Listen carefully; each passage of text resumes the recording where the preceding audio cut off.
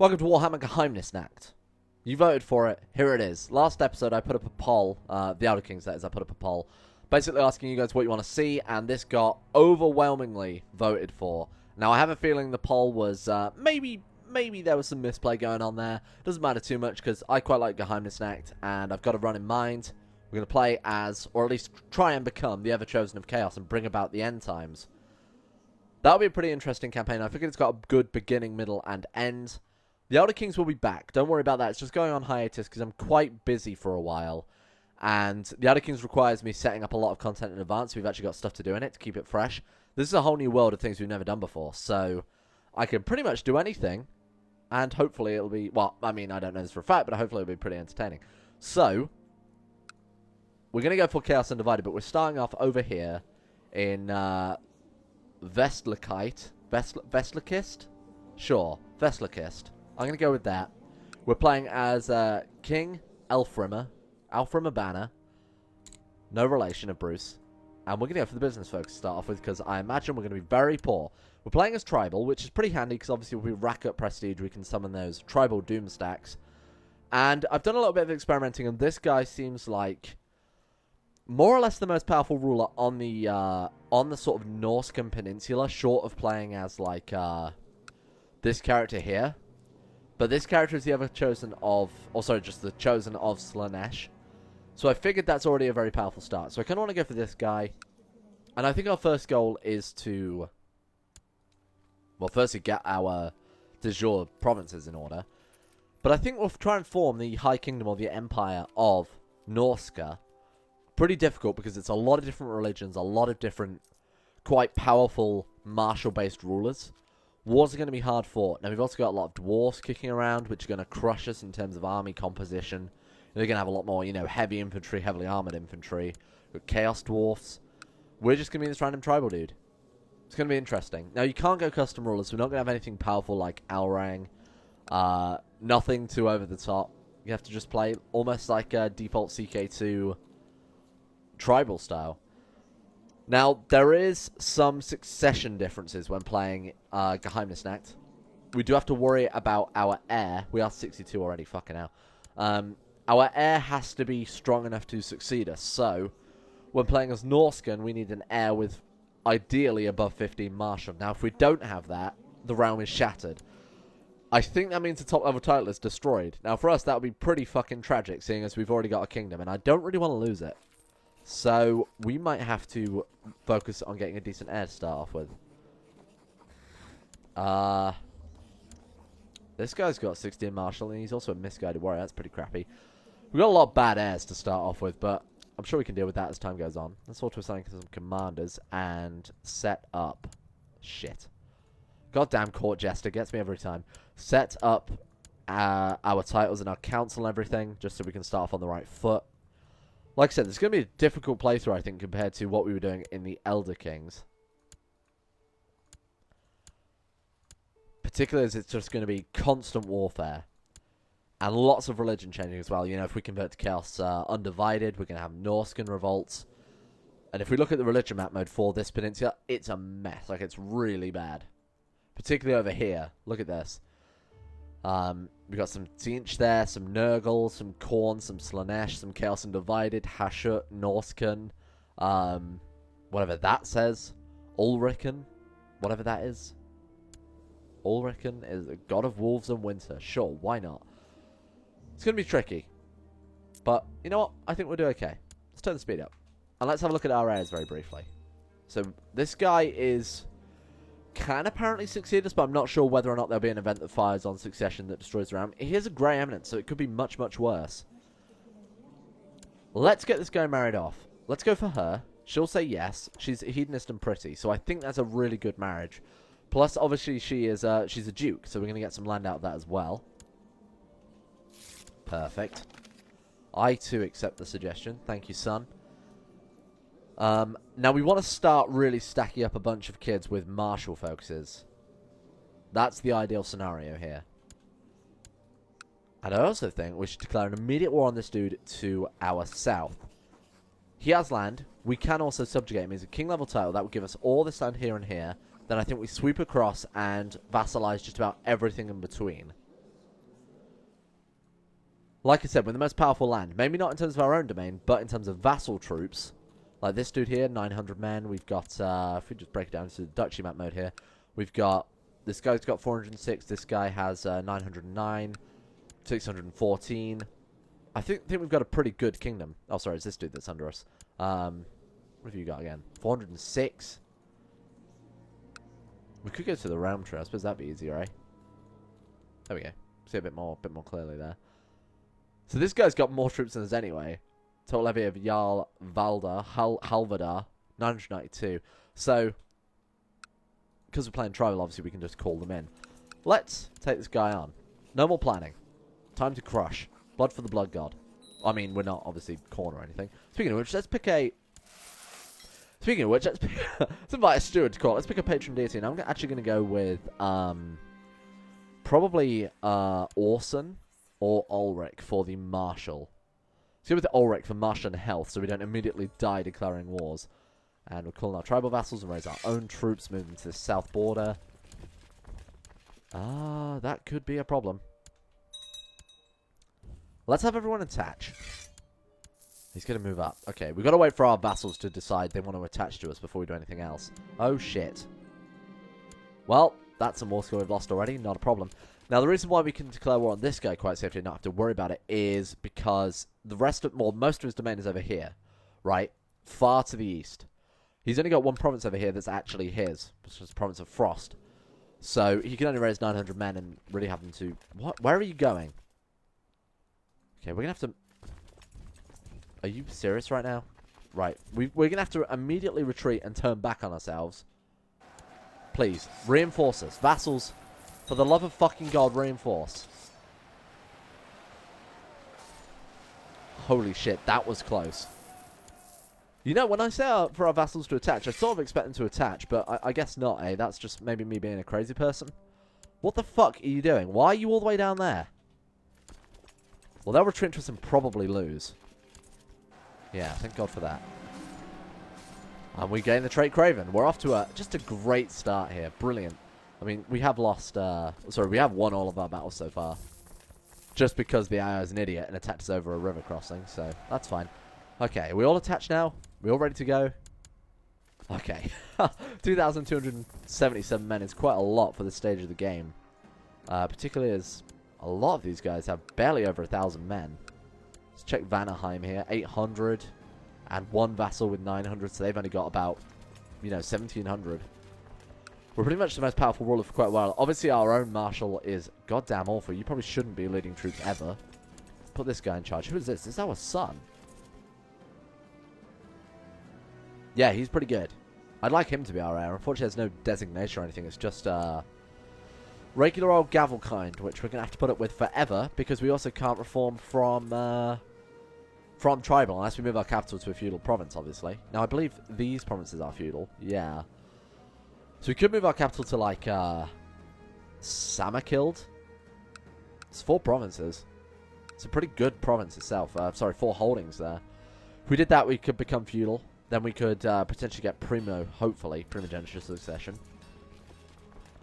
This is capital, so this should count for a shit ton of war score. We can get more battle war score as well.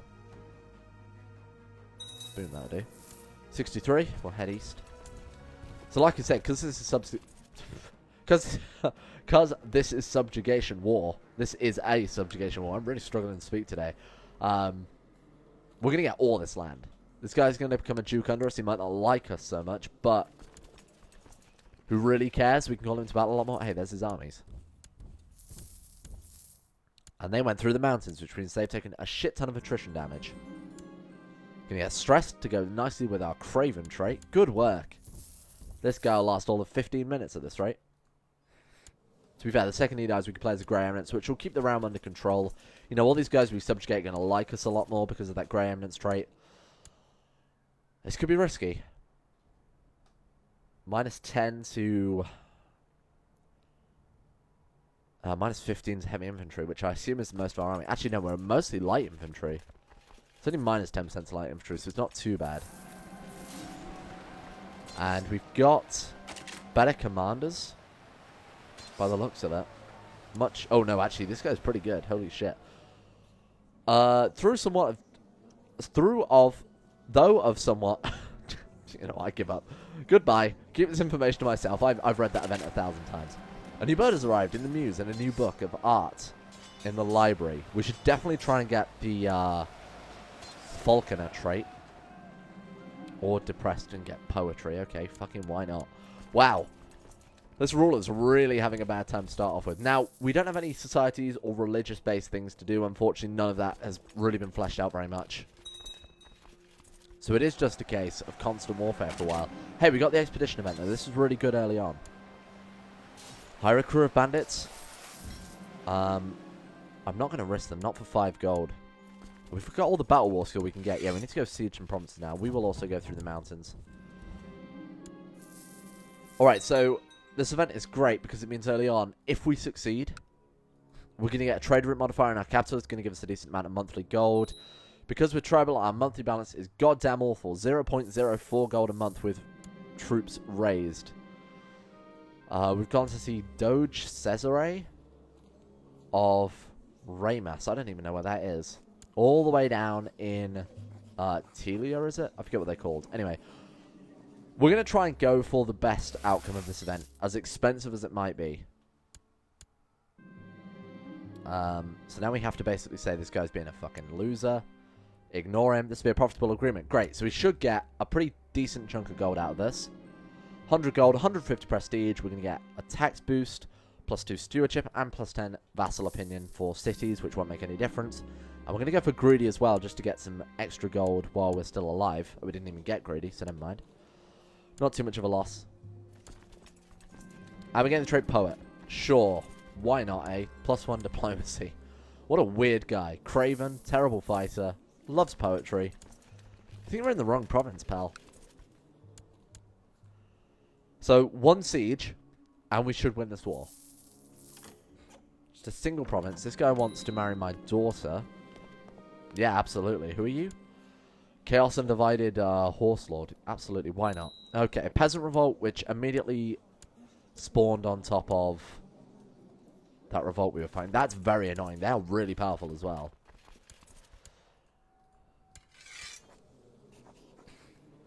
He becomes independent. But he also gains a Jarldom. That's not good. That is actually a major problem. Let's call our allies in. Let's just siege this down. Sod it, we need this war out of the way. I know I'm going to lose a lot of men, but in doing so, we can then call this guy to help us against the Peasant Revolt, who really hates us. Here you go, friend. He'll, oh, someone else will likely define, but King Folky will help, and he's got 2,000 men. Let's call everyone in. Get them to attach.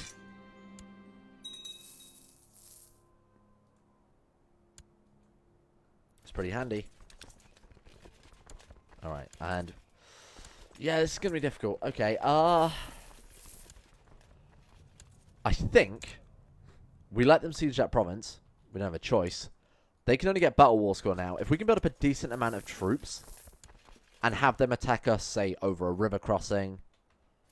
Is there any straits we could potentially lead them across? No. Unless we, like, go and hide out on this island or something, but I don't really want to do that. Yeah, this is going to be difficult. That's very annoying. Oh, they're taking attrition. That's pretty great. And we will debase the mints for 100 gold. Right, how is our son and heir doing? No kids yet. Not too much of a big deal. Can you all attach? Right, they should be attaching. Alright, let's see how big our army is. Are they going to reinforce as well? 7 soldiers a month, 7 soldiers pretty much in every army. It's a Peasant Revolt, so all we've got to do is crush the army. Let's just hold out as long as we can, get as much reinforcements as possible. We could probably beat them by this. What are they sieging? Oh, trade post? My trade post? Not a fan, but we haven't built anything there, so it'd just be a case of rebuilding it if they do burn it down, which I can't imagine they will. Oh, they did. Brilliant. Can we...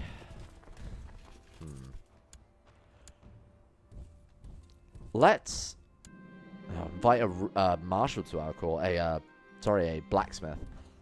Let's actually Okay, they're going to move into us. This is good. This is exactly what we wanted.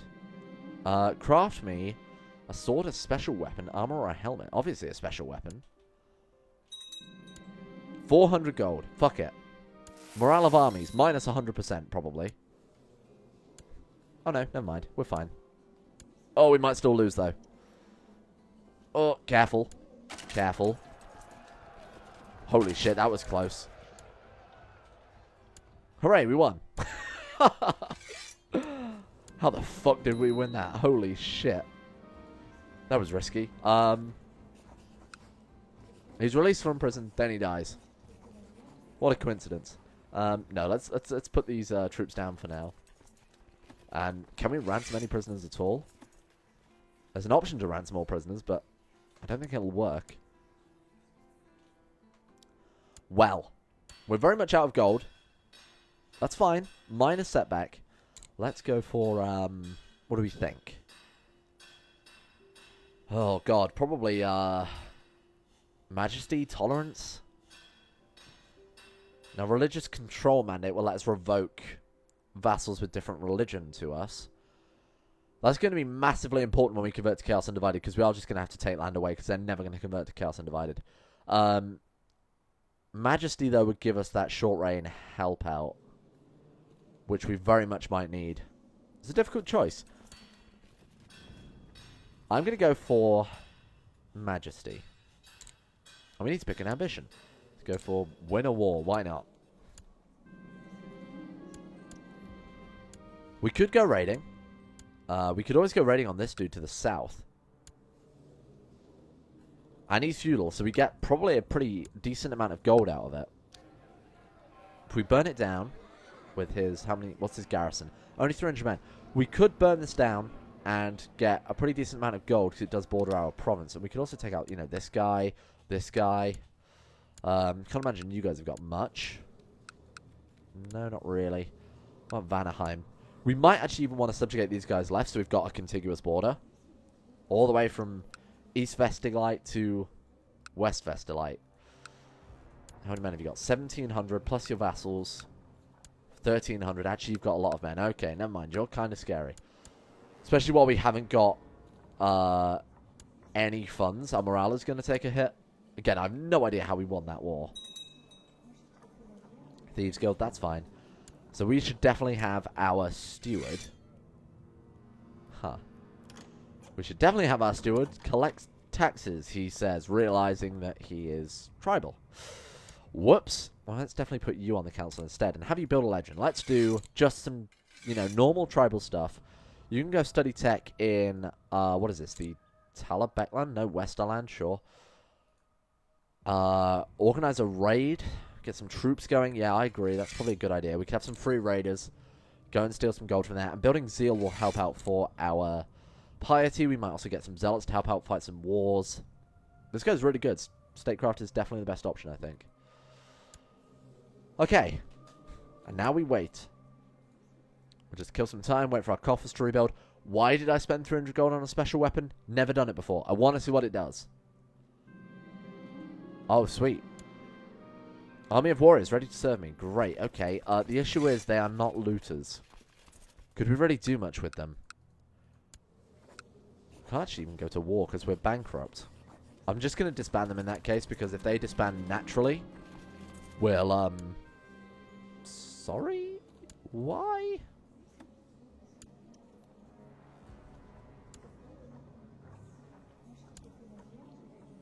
Why are you my heir? Is it elective? Oh my god, it's Gavelkind elective. Fuck. Well, now I've learned something. Okay, I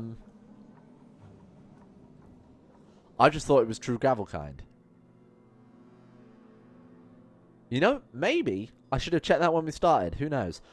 Ideally, then, we'd like to go for this guy with his 16 Marshal. Or this dude who's got Grey Eminence and a pretty hefty wife.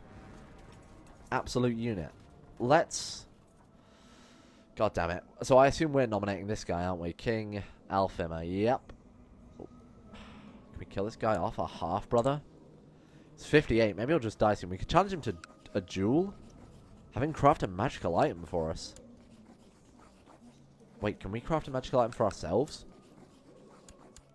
Maybe we need someone who knows magic in our court. Let's see if we can find someone who knows any sort of magic who wants to join us. Magic. Okay, sweet. Lore of Metal. Okay. Scarce magic potential. Hedge Wizard. Lore of Shadows. Scarce magic potential. Scarce. So they're all scarce magic potential. This guy's got 21 learning, which makes me think that he might actually be more suitable. This guy, though, Lore of Metal, makes me think he'd be better at making artifacts, but I actually don't think it makes any difference. Let's invite the guy with 21 learning to our court. See if he can craft some magical item. Oh! Oh, well, that's so sweet. Our craven poet, Norse ruler, is going to plant himself a garden. Brilliant. Hi, friend. Can you craft me a magical item? You can. You lovely, lovely man. Alright. This system is a little bit bugged, but we'll see what we can do. Weapon crafting, gauntlet crafting, necklace crafting, armor crafting. That seems like the best idea. Armor of Destiny. Armor of Silvered Steel, Armor of Fortune, Armor of the Gambler, Armor of... let's go for Armor of Fortune. That sounds... Let's go with that. That sounds great. We can expend additional power dice. I don't really understand the system. Your spell has a casting score of 9. Hjalmar Romer has 3 spell points. Each spell will add between 1 and 6 points towards the casting score. So, he's going to have a minimum of 3... or he's going to pass. His caster level 1 counts towards the casting score, so +1, so minimum of 4.